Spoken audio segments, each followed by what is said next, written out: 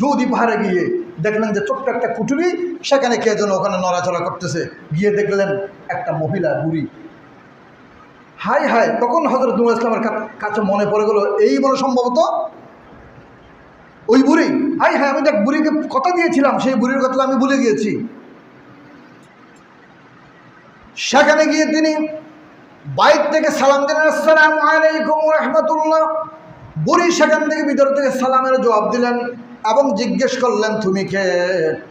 হযরত নূহ আলাইহিস সালাম বললেন, ও বুড়ি, আমি এই জামানার পয়গম্বর হযরত নূহ আলাইহিস সালাতু ওয়াস সালাম। বুড়ি বললেন, বুঝতে পেরেছি, আপনি আমাকে, হে আল্লাহর পয়গম্বর নূহ, তুমি কি আমাকে বলেছিলা আল্লাহর গজব আসবে, মহাপ্লাবন হবে, তুমি আমাকে তোমার কিস্তিতে নিয়ে যাবে, তাহলে সম্ভবত প্লাবন শুরু হয়ে গিয়েছে, আমাকে তুমি নিতে এসেছো। সুবহানাল্লাহ বলবেন না আপনারা? বুঝেন নাই? প্লাবন তো হয়ে গেছে, কিয়ামত তো হয়ে গেছে, কিন্তু বুড়ি কি টের পেয়েছে?